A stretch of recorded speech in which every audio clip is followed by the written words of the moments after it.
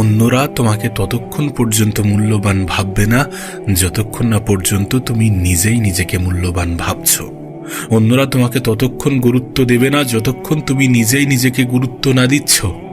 আমরা প্রত্যেকেই জীবনের সম্মান, শ্রদ্ধা, ভালোবাসা এগুলো পেতে তো চাই, কিন্তু নিজেরা নিজেদেরকে মূল্যায়ন করি না, নিজেরা নিজেদেরকে গুরুত্বপূর্ণ মনে করি না, নিজেদের শব্দের গুরুত্ব বুঝি না। যদি সত্যি তুমি অন্যদের কাছে গুরুত্বপূর্ণ হতে চাও, যদি সত্যি তুমি তোমার দাম বাড়াতে চাও, তাহলে সর্বপ্রথম তোমার কাজ হবে নিজেকে সময় দেয়া, নিজেকে মূল্যায়ন করা, নিজেকে বোঝা, নিজেকে চেনা এবং নিজের উপরে কাজ করা।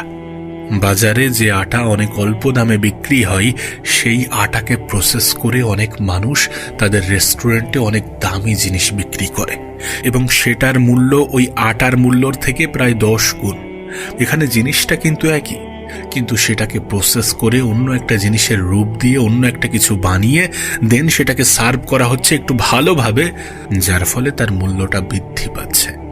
বাজারে যে বেসন খুবই স্বল্প দামে বিক্রি হয়, সেই বেসনকে কাজে লাগিয়ে কোনো একটা রেসিপি বানিয়ে সেটাকে প্রায় 10 গুণ দামে বিক্রি করা হয়। এখানে জিনিসটা কিন্তু একই, কিন্তু সেটাকে প্রসেস করা হচ্ছে, সেটার উপরে কাজ করা হচ্ছে, সেটাকে নিয়ে বিভিন্ন জিনিসের রূপ দেয়া হচ্ছে, দেন তারপরে গিয়ে তার মূল্যটা বৃদ্ধি পাচ্ছে।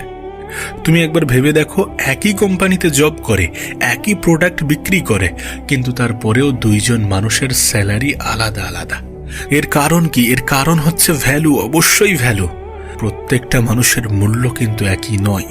তুমি যখন নিজের উপরে কাজ করবে, তুমি যখন নিজেকে সময় দেবে, নিজেকে প্রসেস করবে এবং নিজেকে সেইভাবে প্রেজেন্ট করবে, নিজের যোগ্যতা বৃদ্ধি করবে, তখন অটোমেটিক্যালি মানুষ তোমাকে সম্মান করতে শুরু করবে, তোমাকে ভালোবাসতে শুরু করবে। আমরা প্রত্যেকেই জানি যে আজকের দিনে বর্তমান সিচুয়েশনে একজন মানুষের কাছে অর্থ থাকাটা কতটা গুরুত্বপূর্ণ। আমরা প্রত্যেকেই জানি যে আজকের দিনে এই পৃথিবীতে মানুষের কাছে অর্থ থাকাটা কতটা গুরুত্বপূর্ণ। যখন তোমার পকেট শূন্য, তখন মানুষের কাছে তোমার গুরুত্ব শূন্য। তাই নিজের উপরে কাজ করা, নিজেকে ভ্যালুয়েবল বানানোটা খুবই গুরুত্বপূর্ণ।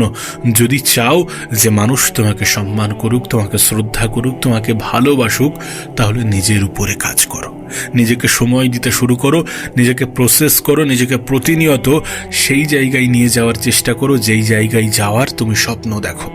প্রত্যেকটা মানুষের জীবনে স্বপ্ন তো আছে, কিন্তু স্বপ্নের উপরে মানুষ কাজ করতে চায় না।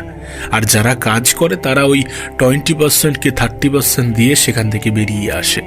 একজন মানুষ নিজের উপরে 100% দেওয়ার পরে ব্যর্থ হতে পারে না। তুমি যখন 100% দেবে নিজেকে, তখন তুমি ব্যর্থ হবে না। নিজের সময়ের গুরুত্বটা বোঝো।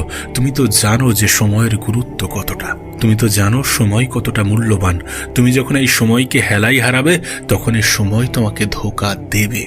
আর তুমি যখন এই সময়কে মূল্যায়ন করবে, এই সময়কে কাজে লাগাবে, তখন এই সময়ই তোমাকে ভ্যালুয়েবল মানুষ বানাবে। তাই সময়ের মূল্যায়ন করো, সময়ের মূল্য বোঝো, নিজের অ্যাভেলেবিলিটি কমাও। সব জায়গায় সহজভাবে মানুষের কাছে অ্যাভেলেবেল হয়ে যেও না, সব জায়গায় সহজভাবে নিজেকে বিলিয়ে দিও না।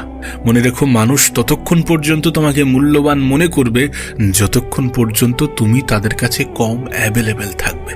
তুমি এই পৃথিবীর রুলস সম্বন্ধে জানো যে সহজে পাওয়া জিনিসগুলোকে মানুষ কখনোই কদর করে না।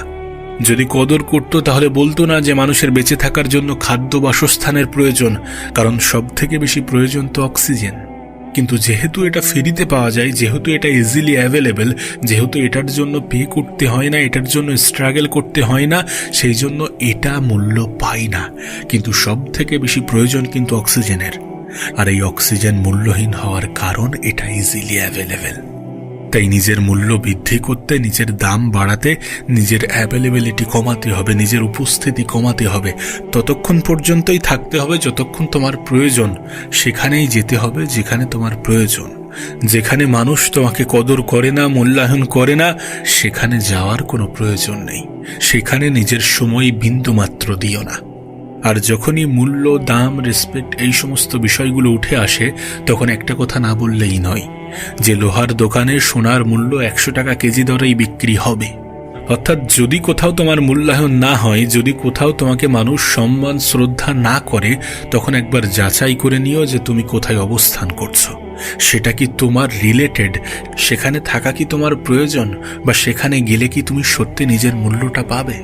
কারণ তুমি যদি ভুল জায়গায় অবস্থান করো তাহলে সেখানে সম্মান শ্রদ্ধা পাবে না।